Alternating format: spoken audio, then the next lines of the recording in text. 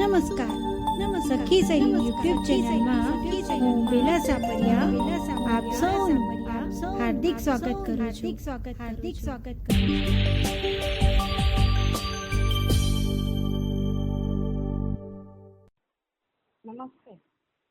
નમસ્કાર સખી સહેલી ગ્રુપ. હું ઝરણા વ્યાસ ફ્રોમ માધાપર.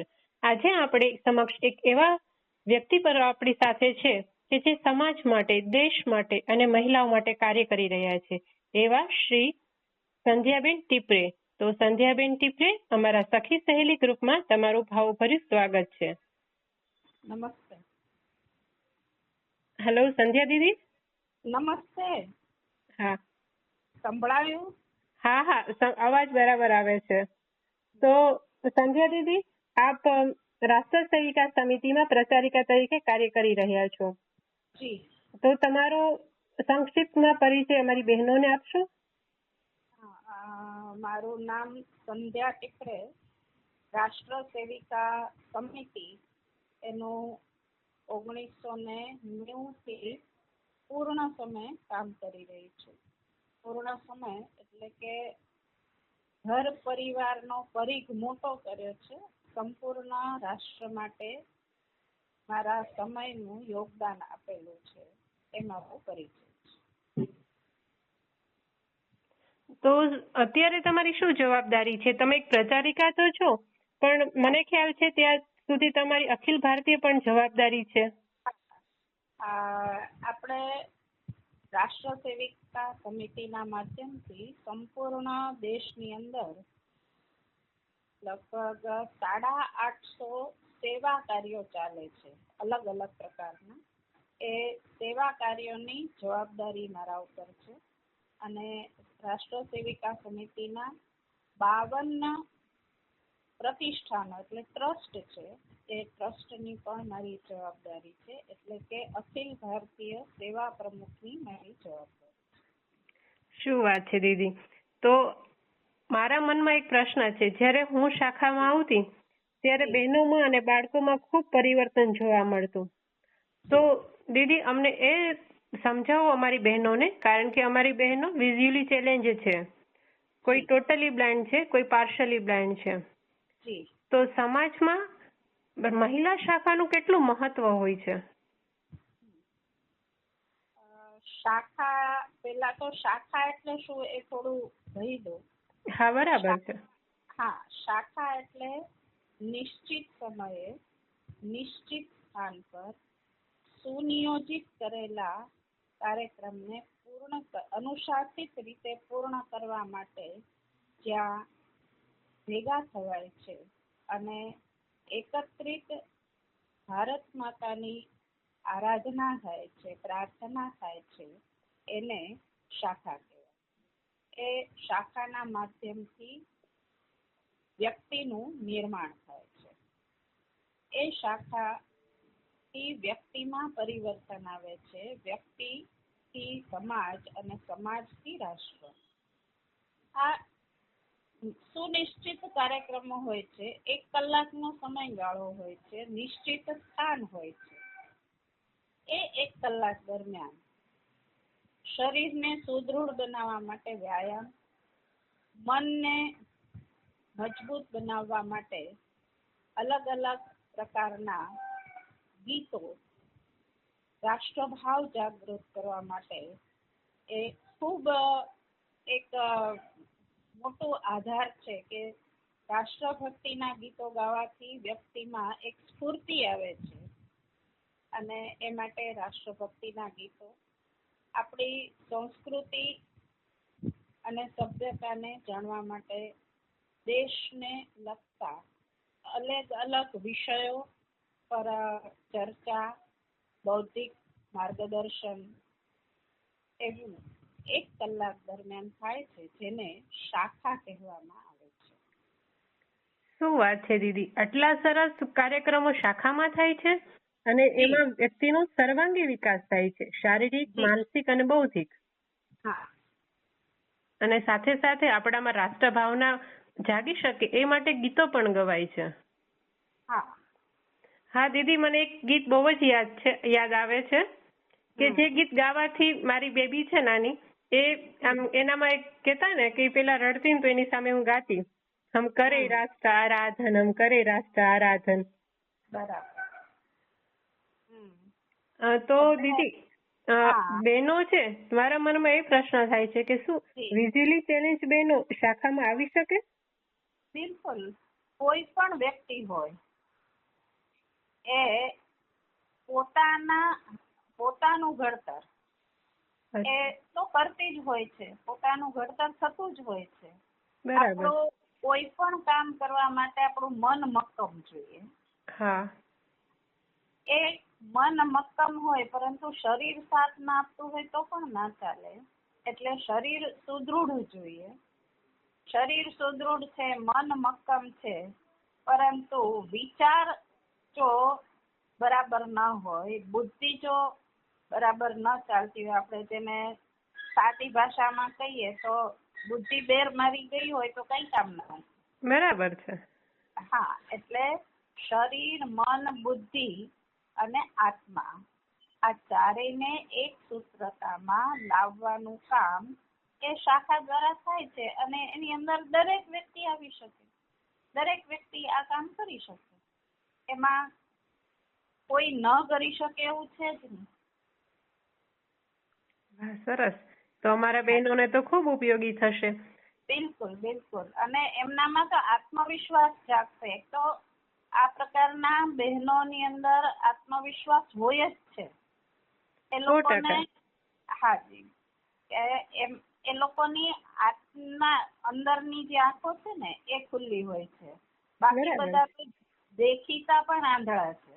પરંતુ જેમની પાસે ભગવાને દૃષ્ટિ આપી નથી એમને અંતરદૃષ્ટિ આપી છે અને અંતરદૃષ્ટિથી આપણે ખૂબ સારું કામ કરી શકીએ છીએ, ખૂબ વ્યક્તિને જાણી શકીએ છીએ અને એ વ્યક્તિને જાણવાથી એને એક સંગઠનના સૂત્રમાં બાંધી શકીએ અને આપણે સારું નેતૃત્વ લઈને કામ કરી શકીએ છીએ. એટલે દરેક બહેનો આ કામ કરી જ શકે.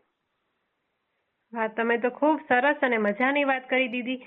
મનમાં પ્રશ્ન તો એનું પણ સમાધાન આપ્યું.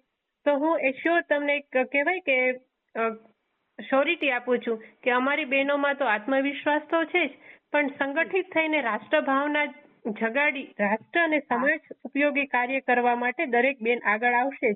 એટલે તમારા માર્ગદર્શનની જરૂર હશે ત્યારે તમારું પણ માર્ગદર્શન મેળવશું જ. ચોક્કસ ચોક્કસ ચોક્કસ. મારી બધા બહેનોને શુભેચ્છા છે કે આ કાર્યની અંદર જોડાય અને પોતાનો સર્વાંગીણ વિકાસ કરે. એ માટે બધા બહેનોને હૃદયપૂર્વક શુભેચ્છા.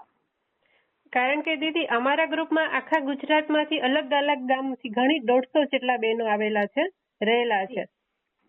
બધા કોઈને કોઈ પ્રવૃત્તિમાં પણ જોડાયેલા છે. કોઈ બેંકમાં જોબ કરે છે, કોઈ ટીચર છે, જે શિક્ષણનું કામ આપી રહ્યા છે. એ લોકો તો મને લાગે છે કે વધારે આ કામમાં જોડાઈ શકશે, કારણ કે પોતાનો વિકાસ તો કરશે જ, સાથે સાથે એના વિદ્યાર્થીઓને પણ વિકાસ માટે ઉપયોગી થશે.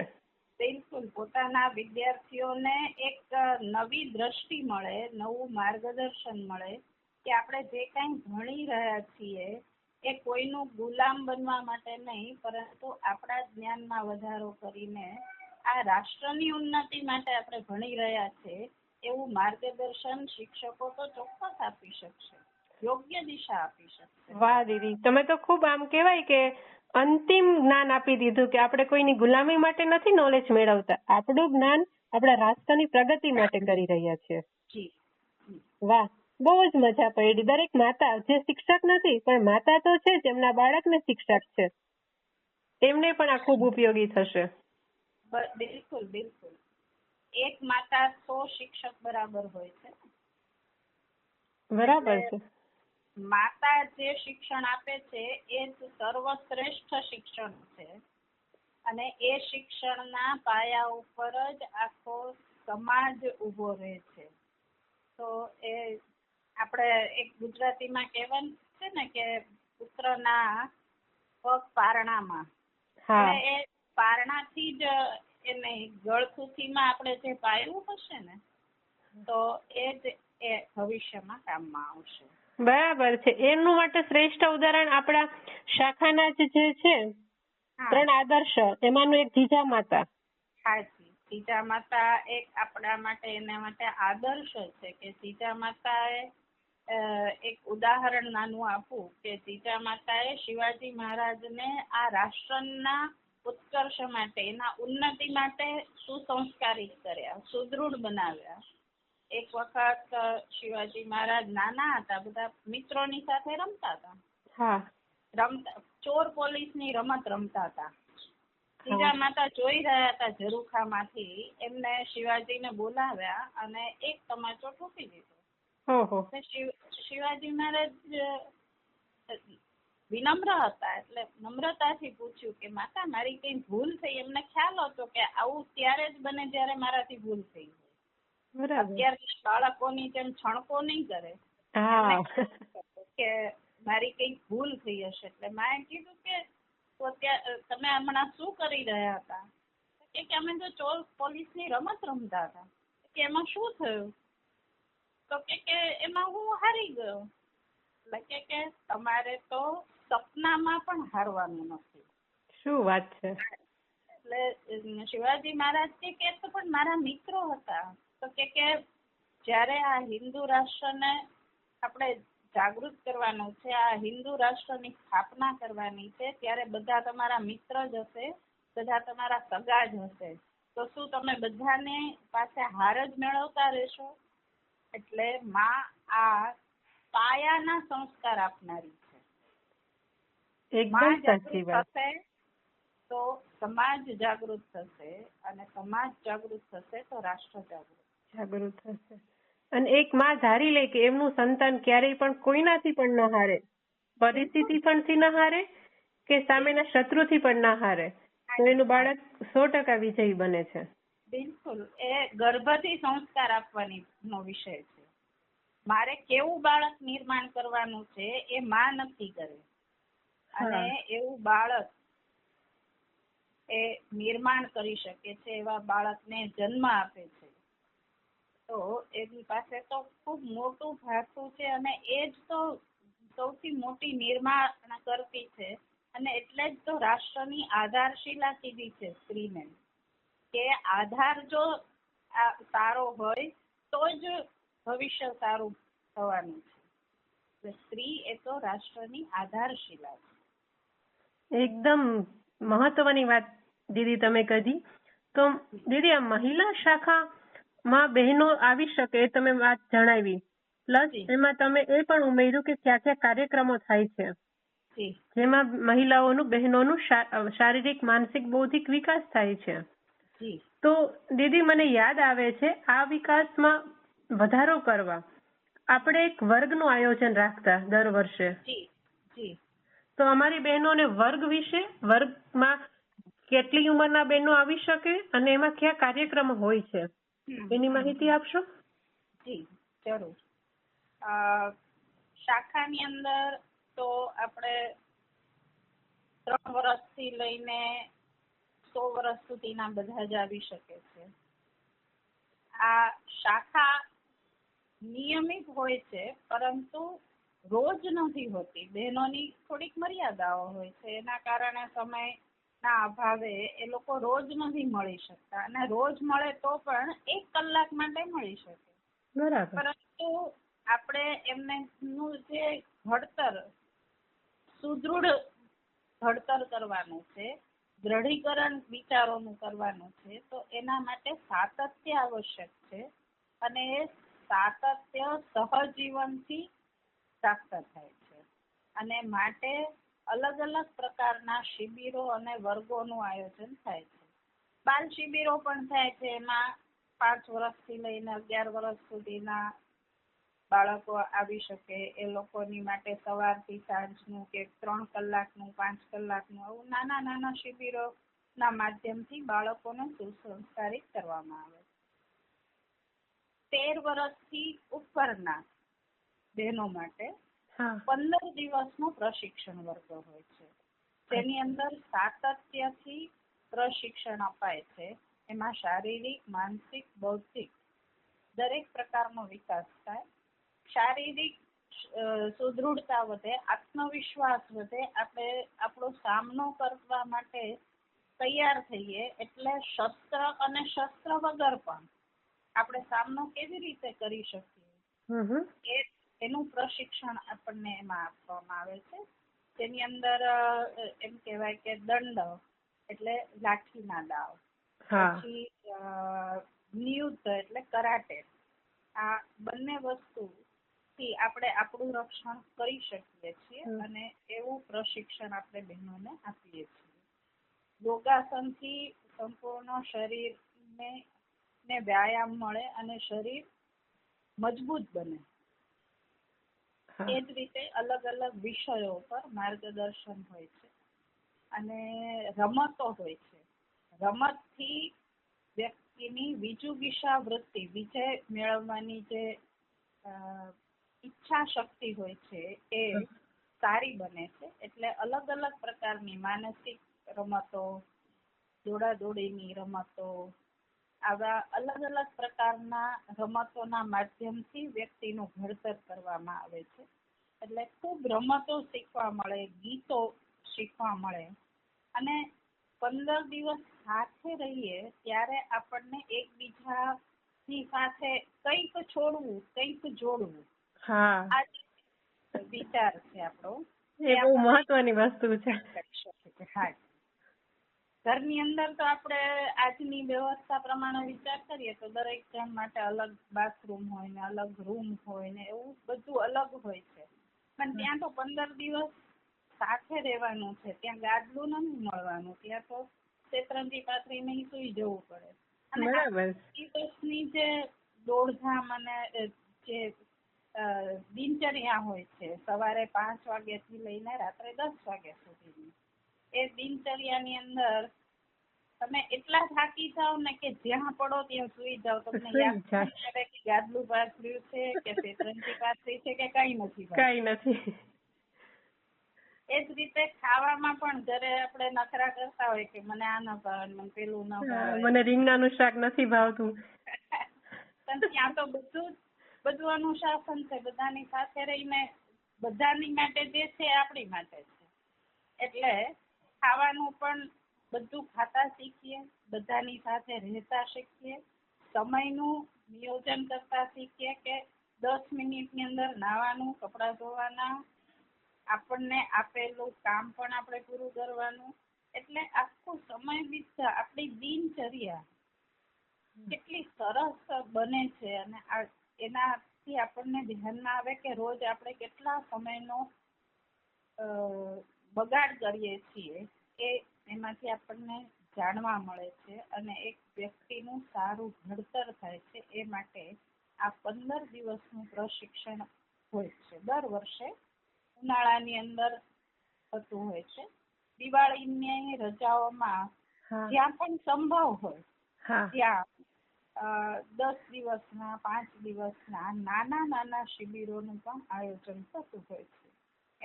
એને અલગ અલગ નામ આપ્યું છે. ત્યાં સમિતિનો હજી આપણે નવો જ પરિચય થાય છે. એટલે એમાં આપણે પ્રવેશ કરીએ છીએ. એટલે પ્રારંભ, આ સમિતિને સમજવાનો પ્રારંભ કર્યો. બરાબર. પ્રારંભ કર્યા પછી એ કામની અંદર આપણે વધારે આગળ વધીએ એટલે એની અંદર આપણે પ્રવેશ કરીએ છીએ. એ કામની અંદર પ્રવેશ કર્યો પછી એના માટે પ્રબોધન જરૂરી હોય છે. સમજ પૂરી કેળવાય નહીં તો પછી કામને આપણે સારી રીતે કરી ન શકીએ. એટલે બીજા વર્ષને આપણે પ્રબોધ કહીએ છીએ અને એનાથી આગળ આપણે આપણું પ્રબોધન થઈ જાય તો આપણે એની અંદર પ્રવીણતા પણ મેળવવી જોઈએ. એટલે ચોથા વર્ષને પ્રવીણ એવો શબ્દ આપેલો છે. આમ 4 વર્ષ આપણા વર્ગો થતા. વાહ દીદી, ખૂબ જ સરસ. એટલે પ્રારંભથી માંડીને પ્રવીણ સુધી આપણે કેમ પહોંચી શકીએ અને એકદમ સમજ સાચી તમે આપી અમારા બહેનોને. દીદી, મને યાદ આવે છે, હું પણ વર્ગમાં આવેલી ત્યારે મને ખ્યાલ છે કે 4:50 ઉઠી જવાનું અને 5 વાગે તો ફટાફટ તૈયાર થઈને એમ કેવાય કે હાથમાં હાથ લાગીને બધા ઉભા રહી જતા હતા પ્રાતઃ સ્મરણ માટે. યોગાસન માટે. જી જી. અને રાત્રિ શાખામાં અલગ અલગ કાર્યક્રમો, અલગ અલગ વિષયો પૂરા કરીને 10 વાગે ને, એટલે છતાં પણ અમારી એટલી કહેવાય કે સ્ફૂર્તિ ટાઈટ રહેતી કે શેડ્યુલ હતું, હા છતાંય અમને રાત્રે તો એમ જ થતું કે ના, અમે બધા બહેનો સાથે બેસવું છે હજી. હાજી હાજી. હા હા. એટલે એક સંપનું, એક સંગઠન, સંપ અને એક આત્મીયતા વધારે કેળવાતી હતી. જી જી. અને છતાંય તમે આવેલા પછી મને યાદ આવે છે કે શાંતાતાઈ પણ આવેલા. હાજી. એટલે જે પ્રચારિકા બહેનો છે, જે ખૂબ આગળ વધેલા છે, એની પાસેથી અમને કઈ ને કઈ શીખવા માટે અમે એની પાસે બેસતા, કાર્યક્રમો પૂરા થયા પછી પણ. હા. અને અમારી બહેનોને એક વિશેષ વાત કરી શકું, કારણ કે એ લોકો તો તમને જોઈ નહીં શકે, તો હું આ લોકોને એક થોડોક પરિચય તમારો આપું કે સંધ્યા દીદીનો મને જ્યારેથી અનુભવ છે, તો મેં એમને હંમેશા મંદ હસતા જ જોયેલા છે. ક્યારેય પણ આપણે પ્રશ્ન લઈને જાય કે કઈ વાત લઈને જાય ને, હા બોલો બહેન, અને એટલું મંદ હસતા આપણે સમાધાન આપે કે જાણે આપણો પ્રશ્ન હોય કે કઈ સમસ્યા હોય ભૂલાઈ જ જાય, અને એના હાસ્યથી જ આપને સમાધાન મળી જાય. તો ખૂબ જ મજા આવી દીદી, તમારા વાતથી અમને લોકોને જાણકારી મળી શાખાનું, વર્ગ વિશે. અને બીજી વસ્તુ દીદી, મને યાદ છે કે અમારી દરેક બેન જઈ પણ કોઈ પણ જગ્યાએ જતી હશે શાખામાં, પહેલા જતી હશે કે પછી જતી હશે, પણ સંધ્યા દીદીનું નામ હોય ત્યારે અંદરથી એક આનંદ જ આવી છે, દીદી આવવાના છે. તો સખી સહેલી ગ્રુપ વતી હું દીદી તમારો ખૂબ ખૂબ આભાર માનું છું, અમારા શાખામાં અમારા ગ્રુપમાં આવવા બદલ, બધી બહેનોને જાણકારી આપવા બદલ. અને હું એક ચોક્કસ તમને કહું છું કે અમારી દરેક ગામમાં જે પણ બેન હશે એ 100% શાખામાં આવવા માટે, એમના બાળકોને, એમના વિદ્યાર્થીઓને લઈ આવવા માટે અને સુસંગઠિત સંસ્કારી સમાજની રચના માટે પોતાનું મહત્વનું યોગદાન પણ આપશે. ચોક્કસ. અને મને ખૂબ ગમશે બહેનો સાથે કામ કરવાનું. દીદી તમે, હા મને એક યાદ પણ આવે છે, તમે આપણે અમદાવાદ કર્ણાવતી ખાતે કાર્યાલય ચલાવો આપણે છે. હા. તો એમાં આપણે હું નથી ચલાવતી, હું ત્યાં રહું છું. મારી સાથે પૂર્વાંચલની બહેનો, એટલે ત્રિપુરા, મિઝોરમ, આસામ, ત્યાંની બહેનો અભ્યાસ માટે રહે છે. અત્યારે 14 બહેનો રહે છે અને એ લોકો અહીંયા ભણે છે.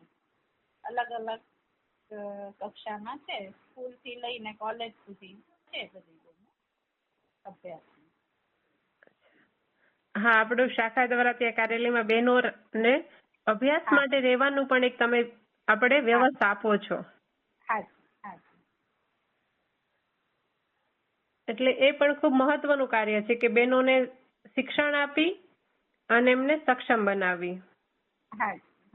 એ સમિતિનું કામ જ આ છે. હા, રાષ્ટ્ર સેવિકા સમિતિનું મુખ્ય કામ જ આ છે. વ્યક્તિને દરેક રીતે સક્ષમ બનાવવું. એકદમ સાચી વાત દીદી. તો હવે હું સખી શૈલીની મારી તમામ બહેનો વતી તમારો ખૂબ ખૂબ આભાર પ્રગટ કરું છું, અને અમે એક કહેવાય કે તમારા પ્રત્યે કૃતજ્ઞ રહીશું કે અમને એટલું સરસ જ્ઞાન આપ્યું અને તમે માર્ગદર્શન આપવાની અમારી સાથે જ છો એવી ભાવ છે, એ બદલ તમારો ખૂબ ખૂબ ધન્યવાદ. ખૂબ ખૂબ બહેનોને હૃદયપૂર્વક બધાને નમસ્તે, અને ફરી આપણે મળતા રહેશું એવી મારી હૃદયપૂર્વકની ઈચ્છા છે. ચોક્કસ મળતા રહેશું દીદી. અમે લોકો શાખા નવી બનાવતા રહેશું અને તમારે પ્રવાસમાં આવી અમને માર્ગદર્શન આપવાનું છે. ચોક્કસ. ભલે ભલે. ધન્યવાદ. ભારત માતા કી જય. ભારત.